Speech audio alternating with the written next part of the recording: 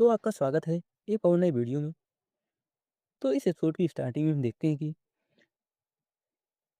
Tayang mountain पर ancient emperor अब भी एक साधारण धूसर वस्त्र पहने हुए थे और एक अथाह खाई की तरह चुपचाप एक ही स्थान पर खड़े थे और किसी को नहीं पता था कि ऐसे शरीर में कितनी शक्तिशाली ओरिजिन एनर्जी समाहित थी। सीनियर को नमस्कार। मैंने आपकी अपेक्षाओं पर खरा उतरते हुए एम्परर उनकी साजिश को सफलतापूर्वक विफल कर दिया है। एंशियंट एम्परर के सामने जियोयान ने पहली बार उनकी असीम शक्ति शक्ति का अनुभव किया।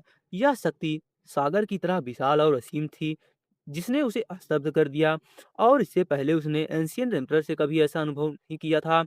सुप्रीम सेंट रीलम में प्रवेश करने के बाद उसे अंततः एंशियंट एम्परर के समक्ष अपनी तुच्छता का एहसास हुआ। मैंने देखा कि वह कितने गुस्से में था। तुमने अच्छा काम किया। जब एंशियंट एम्परर ने जियोयान को देखा तो उनके वृद्ध चेहरे पर आखिरकार एक लंबे समय से गुमशुदा मुस्कान लौट आई, और यह मुस्कान बेहद सुकून देने वाली थी। पिछले कुछ वर्षों से वे ग्रेट टॉम की स्थिति पर बारीकी से नजर रख रहे थे, और जियोयान द्वारा आज प्रदर्शित शक्ति को देखकर उन्हें राहत मिली, क्योंकि कम से कम ग्रेट वर्ल्ड के भविष्य में कोई ऐसा व्यक्ति मौजूद है जो नाइन डिसाइबल्स का सामना करने में सक्षम है। तुम्हारी शक्ति के बावजूद तुमने नेदरवर्ल्ड रिलम के लोगों को यहाँ आने की अनुमति कैसे दे दी, यहाँ तक कि उन्होंने तुम्हें तायांग माउंटेन पर जाने के लिए मजबूर कर दिया, और इस वजह से सेंट्रल रीजन में तुम हंसी के पात्र बन गए हो। अपनी आंखों में हल्की सी झिलमिलाहट के साथ जियोयान ने मुस्कुराते हुए बात की। उसके लहजे में व्यंग का हल्का सा भाव था। वे तुम्हें ढूंढ रहे हैं और उन्होंने सेंट्रल रीजन को कोई नुकसान नहीं पहुंचाया है, तो मुझे कार्रवाई क्यों करनी चाहिए? वैसे भी मैं एक बार मर चुका हूं। क्या तुम्हें लगता है कि मुझे अब भी उन तथाकथित प्रतिष्ठाओं की परवाह है? यह सुनकर एंशिएंट एम्परर ने बस हल्की सी मुस्कान दिया, और जियोयान की कल्पना के विपरीत उन्होंने कोई क्रोध नहीं दिखाया। दुनिया की नज़रों में एंशिएंट एम्परर ह्यूमन रेस का आखिरी रक्षक है। अगर तुम तायांग माउंटेन से बाहर नहीं आते हो तो क्या अंडरवर्ल्ड रिलम और नॉन डिसाइबल्स तुम्हें आसानी से धमकाने लायक नहीं समझेंगे? जियोयान ने उदासीनता से मुस्कुराते हुए धीरे से कहा, मानवता का अंतिम गार्जियन मैं नहीं बल्कि तुम हो। नई पीढ़ी, तुम अपने युग की रक्षा करोगे। मैं तो बस संयोग से इस एरा में आया हूँ, और ऐसी बहुत सी बातें हैं जिनमें मैं दखल नहीं देना चाहता। समझे? अंडरवर्ल्ड रीलम का वह आदमी सही कह रहा था। मेरा इरा तो कब का बीत चुका है। एंशिएंट एम्परर ने अपने होंठ सिकोड़े और गहरी आवाज में बोले। उनके शब्दों में गहरा अर्थ छिपा था। मैंने आपसे बहुत कुछ सीखा है। जियोयान ने हल्के से सिर हिलाया। हालांकि एंशिएंट एम्परर के सभी कार्य अमानवीय प्रतीत होते थे, फिर भी वे काफी तर्कसंगत थे, क्योंकि यह उनका युग है और उन्हें स्वयं तर्कसंगता का सामना करना था। बस करो, तुम भी सेंट रीलम की अवस्था में पहुंच चुके हो। मुझे देखने दो कि तुमने किस स्तर की शक्ति प्राप्त की है। एंशिएंट एम्परर मुस्कुराया और बड़े चाव से बोले कि दिव्यान का सेंट बनना इस बात का प्रतीक है कि दुनिया में होने वाले ग्रेट चेंज को रोके रखने वाली चेन्स टूटने वाली हैं, और निकट भविष्य में ह्यूमन रेस की रक्षा के लिए इस युग में अनगिनत शीर्ष विशेषज्ञ उभरेंगे। इसलिए उन्हें कोई चिंता नहीं है। अपनी पाम को खोलकर एंशियंट एम्बरर ने उसके चारों ओर ओरिजिन एनर्जी का प्रवाह किया, और एक छोटी सी लेकिन गहरे गोल्डन कलर की बाधा बनाई। फिर हल्के से इशारा करते हुए कहा, आओ अपनी पूरी ताकत दिखाओ। जियोयान ने अपनी भौहें उठाई, फिर हल्के से सिर हिलाया, और उसने एंशियंट एम्परर के सामने मौजूद गहरे गोल्डन बैरियर पर एक नजर डाली। एक कदम पीछे हटकर अपना हाथ उठाया, और जैसे ही उसकी पांचों उंगलियां धीरे धीरे मुट्ठी में बंद हुई, उसके उसके शरीर के भीतर की विशाल ओरिजिन एनर्जी उग्र रूप से उमड़ पड़ी। अनगिनत नसों के साथ अनगिनत नसों के साथ बहते हुए उसकी फीस्ट में समा गई। सेंट रीलम स्तर प्राप्त करने के बाद उनकी ओरिजिन एनर्जी पर महारत चरम सीमा तक पहुंच जाती है। इसलिए इस स्तर की लड़ाई में सादगी और प्रामाणिकता का आभास होता है, क्योंकि वे ओरिजिन एनर्जी का अधिक उपयोग शत्रुओं शत्रुओं से लड़ने के लिए करते हैं, बजाय इसके कि इसे व्यर्थ में बाहर की ओर उत्सर्जित करें। जियां की मुट्ठी में तीव्र ओरिजिन एनर्जी का प्रवाह हो रहा था, फिर भी आसपास की हवा में जरा सा भी हलचल नहीं हुई, जिसे देखकर एंशिएंट एम्परर ने सहमति से सिर हिलाया, क्योंकि उसकी एनर्जी पर महारत उनकी अपेक्षाओं से कहीं अधिक थी। बूम! जियान की आँखें कठोर हो गई और उसने अचानक मुट्ठी घुमाई। जहाँ भी वह गई, स्पेस खामोशी से नष्ट हो गया और डठ जैसी लहरों में बदल गया। अभूतपूर्व शक्ति लिए हुए वह प्रहार एंशियंट एम्परर के सामने मौजूद गहरे गोल्डन बैरियर से टकरा गया। क्लिक! पल भर में गहरे गोल्डन कलर की सुरक्षा बैरियर पर स्पष्ट दरारें दिखाई देने लगी जो मानो टूटने ही वाली थी। तब एंशियंट एम्परर ने भौहें चढ़ाई और अपनी एनर्जी का प्रवाह करते हुए उस बैरियर की शक्ति को और भी मजबूत कर दिया। हम 8 गुना अधिक बैटल पावर का प्रदर्शन कर सकते हो। चलिए 16 गुना अधिक बैटल पावर का प्रदर्शन करके देखते हैं। जियोयान की आंखों में हल्की सी चमक आ गई और फोर्थ धर्मा फॉर्म की शक्ति उसकी मुट्ठी में एकत्रित हो गई और पल भर में एक और भी अधिक शक्तिशाली बल उमड़ पड़ा। 16 गुना बढ़ी हुई बैटल पावर का अर्थ था कि जियोयान ने फोर्थ धर्मा फॉर्म की शक्ति शक्ति उधार ले ली थी और जैसे ही यह शक्ति प्रकट हुई, इसने सामने मौजूद अवरोध को लगभग चकनाचूर कर दिया। एंशियंट एम्परर के चेहरे पर घोर आश्चर्य के भाव थे। उन्होंने तुरंत प्रतिक्रिया करते हुए उस गोल्डन बैरियर को फिर से उसकी मूल स्थिति में बहाल कर दिया और उसकी शक्ति को बढ़ा दिया ताकि वह इस प्रहार को रोक सके। हम इसे एक कदम और आगे ले जाना संभव होना चाहिए। एंशियंट एम्परर के आश्चर्यचकित भाव को अनदेखा करते हुए जियोयान ने कुछ क्षण विचार किया और उसकी मुट्ठी एकदम स्थिर हो गई। फिर उसकी शक्तिशाली ओरिजिन एनर्जी प्रज्वलित हुई और उसकी 32 गुना बैटल पावर फूट पड़ी। बूम! इस बार एंशियंट एम्परर के सामने की गोल्डन बैरियर पूरी तरह से चकनाचूर हो गई। तुमने कितने धर्मा फॉर्म्स को संघनित किया है? एंशियंट एम्परर ने गहरी सांस ली और आश्चर्य से कहा, अब तुम्हारे पास वाइड स्मॉल वर्ड के लेट स्टेज की शक्ति है। यह अकल्पनीय है। क्या एक वाइड स्मॉल वर्ड? जियान ने भौं चढ़ाई। अपनी फीट से ओरिजिन एनर्जी को वापस खींचते हुए संदेह भरी आवाज से पूछा। एंशियंट एम्परर ने उसकी ओर देखा, आंख भरी और गहरी आवाज में कहा कि सेंट पाथ में शरीर के भीतर एक छोटी दुनिया का निर्माण शामिल है, जहां वाइड से कयोस का जन्म होता है, कयोस से सभी चीजों का विकास होता है, सभी सभी चीजों से चेतना प्राणी बनते हैं और अंततः वे नाइन्थ हेवन में आरोहण करते हैं और इसी को होली पाथ कहा जाता है। क्या ऐसी कोई कहावत है? एंशियन अंदर की व्याख्या सुनने के बाद जियान ने हल्के से सिर हिलाया, जिससे सुप्रीम सेंट पाथ के विभिन्न स्तरों में उसकी गहरी रुचि झलक रही थी। फिर उसकी आंखों में हल्की सी चमक आई और उसने पूछा, क्या मैं पूछ सकता हूँ कि आप किस स्तर तक पहुंच चुके हैं सीनियर? तुम क्या सोचते हो? एंशियन एम्परर ने हल्की सी मुस्कान के साथ जवाब दिया, वाइड से कयोस उत्पन्न होती है, कयोस से ही सब कुछ उत्पन्न होता है। सभी चीजें चेतना प्राणी हैं और चेतना प्राणी सीधे नाइन्थ हेवन की ओर बढ़ते हैं। सीनियर का रेनकानेशन ताइयांग डिवाइन माउंटेन से हुआ तियानसेन डिवाइन माउंटेन से हुआ था, इसलिए आप निश्चित रूप से नाइन्थ हेवन लेवल तक पहुंच चुके होंगे। जियान ने संकोच से बोलते हुए अपनी निगाहें एंशियंट एम्परर पर टिकाए रखी और उनके चेहरे के भावों से जवाब खोजने की कोशिश की, लेकिन एंशियंट एम्परर के चेहरे पर कोई भाव नहीं बदला, जिससे जियोयान को थोड़ी निराशा हुई क्योंकि वह कुछ समझने की कोशिश कर रहा था और यह ओल्ड मैन पूरी तरह से रहस्यमय था। सेंट बनने का मार्ग तुम्हारी कल्पना से कहीं अधिक कठिन है। नाइन्थ हेवन को गहन रहस्य का क्षेत्र कहा जा सकता है और मेरे समय में भी बहुत कम लोग उस लेवल तक पहुंच पाए थे। एंशियंट एम्परर ने हल्की सी मुस्कान के साथ धीमी आवाज में कहा और उनके शब्दों में सेंट पाथ के प्रति गहरी लालसा झलक रही थी। अधिकांश डोमेन लॉर्ड्स सभी चीजों के स्मॉल वर्ल्ड लेवल पर हैं और बहुत कम लोग ही सभी प्राणियों के लिविंग बीइंग्स स्मॉल वर्ल्ड तक पहुंच पाते हैं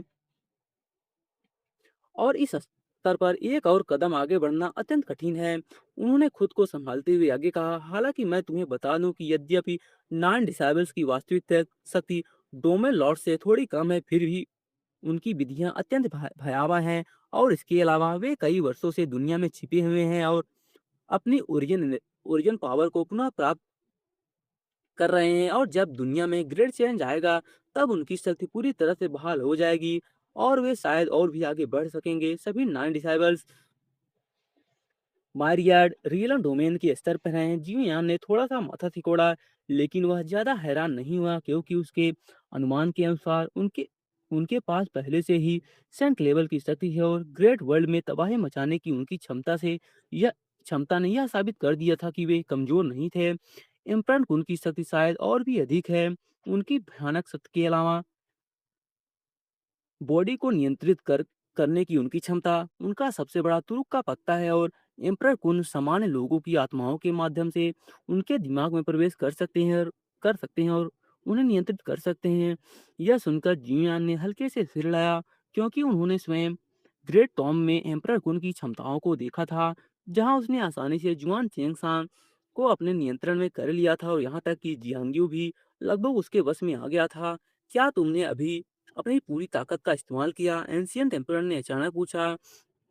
जियो यान ने कुछ देर सोचा और हल्के से थिला, क्योंकि 5 भर्मा फॉर्म्स और 32 गुना बैटल पावर ही उसकी अब तक की सबसे प्रबल शक्ति थी। और दूसरे शब्दों में उसने अपनी पूरी शक्ति का प्रयोग नहीं दूसरी स- हाँ मतलब और दूसरे शब्दों में उसने अपनी पूरी शक्ति का प्रयोग कर लिया था। यह मेरी उम्मीद से परे है। तुमने धर्म फॉर्म्स के कितने रूपों को संगठित किया है, 4 या 5? एंशियंट एम्परर ने सिर हिलाते हुए कहा। क्योंकि अधिकांश डोमेन लॉर्ड्स के पास केवल तीन तीन धर्म फॉर्म्स होते हैं, लेकिन अगर यह युवक 4 या 5 भी प्राप्त कर ले तो उसकी भविष्य की उपलब्धियां असाधारण होंगी। हम 9। जियोयान एक पल के लिए हिचकिचाया, फिर धीरे से बोला, 9? क्या 9 धर्म फॉर्म्स? एंशियंट टेम्परर की आंखें अचानक चौड़ी हो गई और उसका चेहरा आश्चर्य से भर गया। वे जियोयान को ऐसे घूर रहे थे मानो किसी राक्षस को देख रहे हों, और एक शब्द भी बोलने में असमर्थ थे। सीनियर, जियोयान ने उनके सामने अपना हाथ हिलाया और धीरे धीरे एंशियंट एम्परर की निगाहें उस पर टिक गईं। उन्होंने गहरी सांस ली और उनका आमतौर पर शांत रहने वाला चेहरा पहली बार आसमान हो गया। अपने पिछले जन्म में वे एक एंशियंट डायनेस्टी के एम्परर थे, जिन्होंने अनगिनत कष्ट और विपत्तियां झेली थी। और अपनी मृत्यु के बाद उनका रैनकार्नेशन तियानसेन माउंटेन से हुआ था। इसलिए तर्कसंगत रूप से इस संसार में अब कोई भी बात उन्हें चौंका नहीं सकती थी। लेकिन उनके सामने खड़े इस युवक के शब्दों ने उनके हृदय को तूफानी समुद्र की तरह अशांत कर दिया था। क्या तुम्हें यकीन है कि ये 9 धर्मा फॉर्म्स हैं? होश में आने के बाद एंशियंट एम्परर ने गहराई से उसकी आंखों में देखते हुए धर्मा फॉर्म शब्दों पर जोर दिया। जरूर। जियोन एक कदम पीछे हटकर भारी स्वर में बोला, क्योंकि एंशियंट एम्परर द्वारा अनजाने में प्रदर्शित शक्ति ने उसे भी चौंका दिया था। और उसे लगा कि यह व्यक्ति शायद आर लिविंग बीइंग्स लेवल तक पहुंच चुका है। पहले आता है वाइड लेवल, उसके बाद आता है कायोस ना, उसके बाद फिर आता है आर लिविंग बीइंग, उसके बाद आता है 9 हेवन, ठीक है। 9 असंभव। तुमने कहा कि तुमने अपनी पूरी ताकत लगा दी। अगर ये 9 धर्म फॉर्म्स होते तो सिर्फ इतना ही नहीं होता। एंशियंट एम्परर अभी अविश्वास से सिर हिला रहे थे, क्योंकि वे कल्पना भी नहीं कर सकते थे कि कोई 9 धर्म फॉर्म्स को कैसे संगठित कर सकता है। क्योंकि मेरा शरीर अभी 9 धर्म फॉर्म्स को सहन करने के लिए पर्याप्त मजबूत नहीं है। जियोयान ने बेबसी से मुस्कुरा दिया। जब 9 धर्म फॉर्म्स पूर्ण हो जाते हैं तो वे 512 गुना अधिक बैटल पावर प्रदर्शित कर सकते हैं, और वाइड स्मॉल वर्ल्ड में तुम्हारी वर्तमान स्थिति के साथ तुम काइजोस स्मॉल वर्ल्ड के सुप्रीम सेंस से भी बिल्कुल भी भयभीत नहीं हो सकते।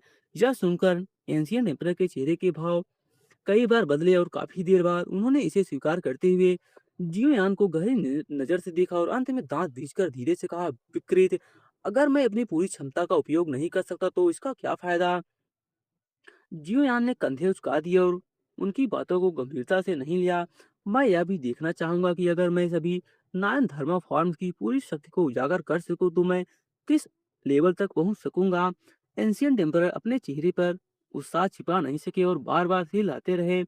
पीछे कुछ फिर कुछ सोच समझकर उन्होंने गहरी आवाज में पूछा, तो अब आगे क्या करने की योजना है? ब्राइट फ्लेम डिमांड रीजन में जाऊंगा और डीकुन से में जाऊंगा।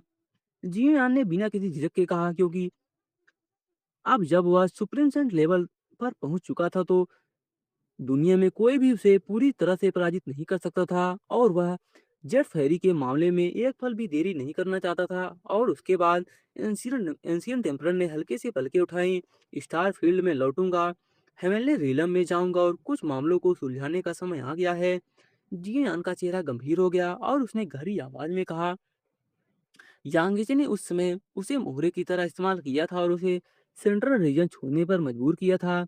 और अब वह हेमन को यह दिखाना चाहता था कि उनके हाथों में मौजूद मोहरा वास्तव में कितना शक्तिशाली है। ठीक है, अब समय आ गया है कि तुम स्टार फील्ड के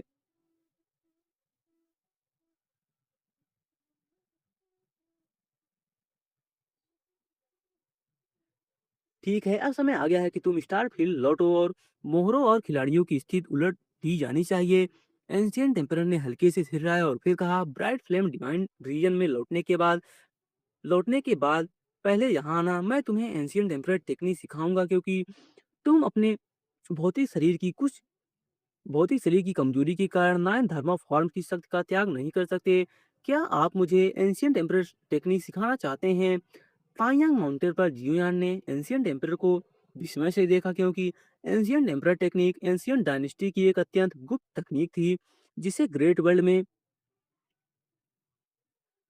बॉडी मजबूत करने वाली सबसे मजबूत तकनीक टेक्निक के रूप में माना जाता था। और केवल एंशियंट डायनेस्टी के रॉयल मेंबर के सदस्य ही इस पर पूर्ण महारत हासिल कर सकते थे। एंशियंट डायनेस्टी के पतन के बाद वास्तविक एंशियंट एम्परर टेक्निक बहुत पहले ही लुप्त हो गई थी, और जो कुछ पीढ़ी दर पीढ़ी हस्तांतरित हुआ था वह सागर में एक बूंद मात्र था, जबकि उनके सामने उपस्थित एंशियंट एम्परर ही ग्रेट वर्ल्ड में एकमात्र ऐसे व्यक्ति थे जिन्होंने जिन्होंने पूरे एंशियंट एम्परर टेक्निक में महारत हासिल की थी। एंशियंट डायनेस्टी समय की लंबी लंबी नदी में विलीन हो गए हैं। थ्री ग्रेट डायनेस्टीज का उत्थान और पतन एक अपरिहार्य ऐतिहासिक प्रवृत्ति है, और मेरा एंशियंट डायनेस्टी की तथाकथित महामहिम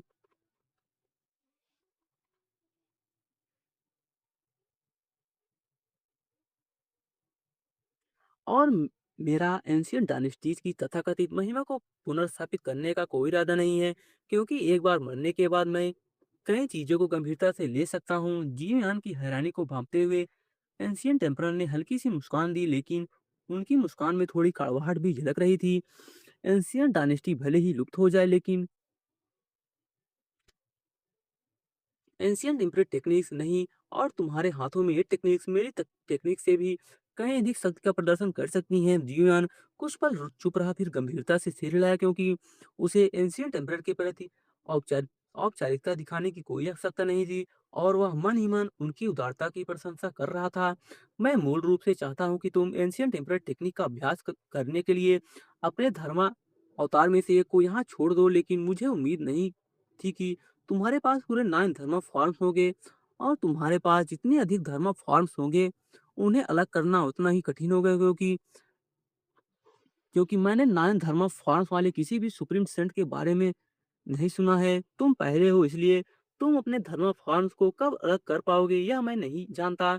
विषय बदलते हुए एंशियंट रत्न ने खेत से सिला, क्योंकि जियोयान के पास 9 धर्म फॉर्म्स थे जो अभूतपूर्व थे, और भविष्य में भी संभवतः ऐसे ही रहेंगे।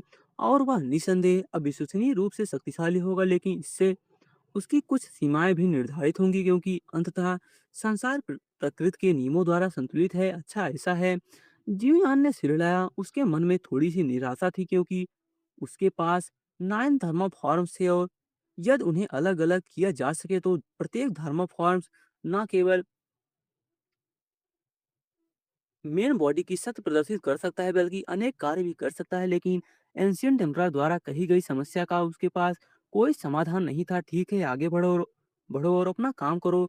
तुम्हारे सुप्रीम सेंट बनने की खबर बहुत जल्द ही पूरे ग्रेट वर्ल्ड में फैल जाएगी, और तुम वर्ल्ड में होने वाले ग्रेट चेंज से पहले सुप्रीम सेंट बनने वाले पहले व्यक्ति हो। इसलिए तुम्हारी भविष्य की उपलब्धियां असीमित है, लेकिन यह गारंटी देना मुश्किल है कि कोई तुम्हारे खिलाफ कदम नहीं उठाएगा, क्योंकि तुम्हें यह जानना चाहिए कि दुनिया में कई सुप्रीम सेंट्स हैं जो वर्षों से एकांतवास में हैं, और वे भले ही लंबे समय तक उन्नति करने में असमर्थ रहे हों, लेकिन उन्हें अपने लेवल के छोटे छोटे नियमों का अत्यंत गहन ज्ञान है। और तुम अभी केवल 5 धर्म फॉर्म्स का ही प्रयोग कर सकते हो, तो इसलिए तुम शायद उनके बराबर नहीं हो पाओगे। दुनिया में ग्रेट चेंज उम्मीद से कहीं पहले आ रहे हैं, जो उनके लिए अच्छी बात होनी चाहिए। फिर भी वे मुझ पर हमला क्यों करेंगे? जियोयान ने भौहें चढ़ाई, क्योंकि सुप्रीम सेंट रीलम में प्रवेश करने के बाद भी वह कुछ लोगों के भीतर पनप रही महत्वाकांक्षाओं को नहीं समझ पा रहा था। तुम गलत हो। वे दुनिया में एक बड़े उथल-पुथल की उम्मीद कर रहे हैं और तुम्हें मानने से उस उथल-पुथल पर कोई असर नहीं पड़ेगा। वे बस यही चाहते हैं कि सेंस के बीच ऐसा कोई भयानक प्रतिद्वंदी ना हो। एंशियंट एम्परर मुस्कुराए, मानो वह किसी को जीवयान के खिलाफ कार्रवाई करते हुए देखने के लिए उत्सुक हों। अगर वे कुछ करना चाहते हैं तो उन्हें करने दो, क्योंकि मैंने आज तक किसी सुप्रीम सेंट को नहीं मारा है। यह सुनकर जियान दिल खोलकर हंस पड़ा, क्योंकि उसे अब सुप्रीम सेंट से कोई भय नहीं था। और जब तक दुनिया में ग्रेट चेंज पूरी तरह से नहीं आते, तब तक एंशियंट एम्परर के अलावा कोई भी उससे अधिक शक्तिशाली नहीं होगा। एंशियंट एम्परर से विदा लेने के बाद जियान तांगयांग माउंटेन से बाहर निकला और उसकी उपस्थिति ने तुरंत अनगिनत निगाहों को आकर्षित किया, क्योंकि सुप्रीम सेंट रीलम में कदम रखने वाला पहला व्यक्ति होने के नाते वह स्वयं एक जीवित किंवदंती बन चुका था। तायांग माउंटेन पर हुई उसकी और एंशिएंट एम्परर की बातचीत को लेकर हर कोई अटकलें लगा रहा था, क्योंकि युग के ये दो शक्तिशाली व्यक्तित्व, एक रनकारनेशन एम्परर और दूसरा पहला सुप्रीम सेंट, निश्चित ही दुनिया के भविष्य पर चर्चा कर चुके होंगे। थ्री ग्रेट डायनेस्टीज अत्यंत चिंतित थे और उन्होंने पहले ही चुपचाप होली आर्टिफैक्ट्स का उपयोग कर लिया था, क्योंकि ये तीनों यदि ये दोनों एंशियंट डायनेस्टीज को पुनः स्थापित करना चाहते तो कोई भी उनका सामना नहीं कर पाता। जियोयान की निगाहें सेंट्रल रीजन पर केंद्रित हो गई। उसने लुओकान डायनेस्टी की ओर देखा, फिर तेजी से मिंगयांग डिवाइन रीजन की ओर बढ़ गया और उसके हाथों से वाइड बिखर गया। और जब वह पुनः प्रकट हुआ तो वह लगभग सेंट्रल रीजन के दूसरी ओर पहुंच चुका था। सुप्रीम सेंट रीलम पर मूवमेंट टेक्निक और विशाल ओरिजिन एनर्जी के संयोजन से उसे असंख्य दूरियों को आसानी से पार करने में सक्षम बना दिया था, और हेवन एंड अर्थ के बीच की बाधाएं उसके लिए लगभग निकट हो गई थी। ऐसा लगता है कि वह ब्राइट फ्लेम डिवाइन रीजन में गया है। तीनों ग्रेट डायनेस्टीज के कई शक्तिशाली व्यक्तियों ने राहत की सांस ली, क्योंकि उनका आंतरिक भय कुछ हद तक शांत हो गया था। तुम ब्राइट फ्लेम डिवाइन रीजन में क्यों जा रहे हो? क्या तुम वहां के गॉड से मिलने जा रहे हो? कुछ प्रभावशाली लोग धीमी आवाज में चर्चा कर रहे थे, क्योंकि जियोयान अब इस दुनिया का सबसे आकर्षक करेक्टर बन चुका था और उसका हर कदम अनगिनत लोगों के दिलों को प्रभावित कर रहा था। अरे नहीं, वह जियोयान तो ब्राइट फ्लेम डिवाइन रीजन की ओर जा रहा है। क्या वह हेवनली गॉड गॉड माउंटेन जा रहा है? बैटलफील्ड में जहां 9 डिसाइबल्स स्थित थे, यह खबर फैलते ही कई घबराई हुई आवाजें सुनाई दी। घबराने की क्या बात है? वह अभी अभी सेंट रीला में प्रवेश किया है।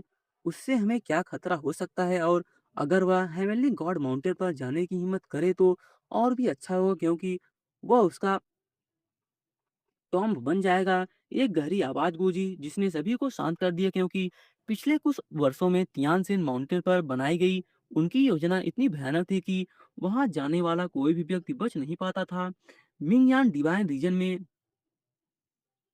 रेड कलर की माउंटेन श्रृंखलाएं अनंत तक फैली हुई थी और हर ऊंची चोटी अपने भीतर एक एंशियंट कथा समेटी हुई थी।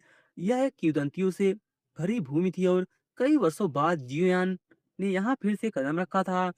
यूएक, मैं तुम्हें लेने आया हूँ। उस वर्ष मैंने तुमसे वादा किया था कि तुम्हारे कारण मैं पूरे ब्राइट फ्लेम डिवाइन रीजन को रोशन कर दूंगा, और अब मैं सबकी निगाहें तुम पर केंद्रित कर दूंगा। जियोयान ने अपने आप से बुदबुदाया। उसकी आंखों में दृढ़ संकल्प की चमक उभर आई। अचानक उसकी सेंट पावर आकाश में फैल गई और पूरे ब्राइट फ्लेम डिवाइन रीजन में अनगिनत शक्तिशाली हस्तियां तुरंत सतर्क हो गई। वह कौन है? यह तो सेंट रीलम की औरा है। सेंट्रल रीजन का वह सुप्रीम सेंट सचमुच यहाँ आ गया है। हे भगवान, उसकी उपस्थिति इतनी भयावह है। वह क्या करने वाला है? पलक झपकते ही अनगिनत निगाहें जियोयान पर टिक गईं, और जैसे ही वह आगे बढ़ा, वे सभी अंततः तियानसन माउंटेन की तलहटी में स्थित डीकोन सेक्टर पर जाकर ठहर गईं। कहानी का प्रभाव अपने चरम की ओर बढ़ रहा था।